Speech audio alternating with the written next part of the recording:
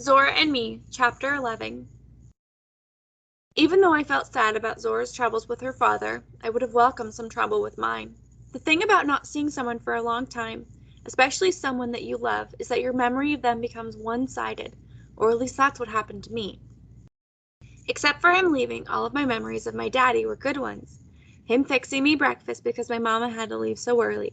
Him singing "Sleep, Little Pretty One" to me when I woke up crying from a bad dream. Him carrying me to bed after I fell asleep on the front step, watching fireflies buzz by like shooting stars. Him laughing in the flash of his smile when he tickled my feet and saw, I hope, joy mixed up with love all over my face. I had a collection of those memories that I used to sift through before I went to sleep, making sure I remembered every detail of each one, even straining to find another detail I might have missed so I could add it to the treasure.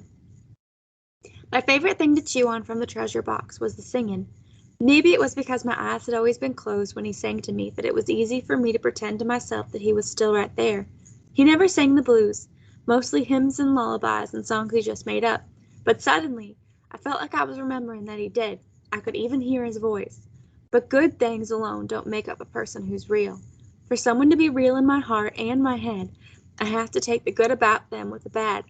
I knew my father used to do things that bothered me, or make me do chores I didn't feel like doing, but one day I realized I just couldn't remember them. I think he didn't like me to track mud in from outside, but that's all I could think of. That's when I knew he wasn't real to me anymore, that he had been gone too long, when the things that got on my nerves about him faded from my memory. Not from my mama, though. She was different. I always knew when she thought about my father, good parts and bad, because she would clean up our little house even when it didn't need it, when our 3 tiny rooms couldn't stand another scrubbing. What Mama couldn't put away in her heart, she always found a place for in a drawer or a cupboard. Saturdays, my Mama's cleaning was at its most fevered. It was the only day she didn't work or go to church. It was a time devoted to absence, my father's and Dirt's. But not even cleaning could ruin my Saturday morning, because it was the only day of the week I didn't have to wake up and be somewhere straight away. I never minded school, and church always felt like what church should be. It was just that being with my own mama in our own little home for a day held special magic for me. Bleach and soap and starch, ironed clothes and piney floors, all smell like mama to me, even to this day. By the early afternoon, the cleaning was all done, and I was sitting with my mama on the front step. She was resting after hanging out the wash to dry, and I was tucked up under her arm, soaking up the fact that she was sitting still at all.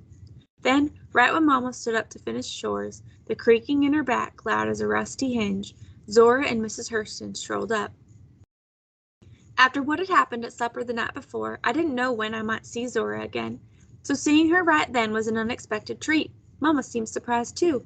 "Etta," said Mrs. Hurston, "I'm sorry for just showing up on a Saturday like this when I know you got things to tend, but I was wondering if I could take Carrie with me and Zora over to Lake Matland.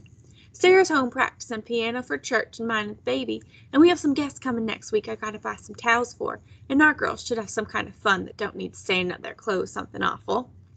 I looked at my mama real hard while Mrs. Hurston stated her case. She didn't have mama until she mentioned stained clothes. If mama hadn't just finished laundry, I don't think I would have been allowed to go. Mama's knuckles were still raw from the steaming water. She looked at her hands before she spoke. "You know, Lucy, I ain't never thought of that before. If Carrie here became a little more ladylike, I'd have less trouble scrubbing clothes. Indeed, you can take my girl with you. She need a little civilizing." "Same here for this one." Mrs. Hurston smiled at Zora, who was nearly her mother's height. "Same here." Zora and I held Mrs. Hurston's hands the whole way to Lake Matland, just the 3 of us. I figured our trip was like a bandage on the wound Mr. Hurston had delivered to Zora the previous night.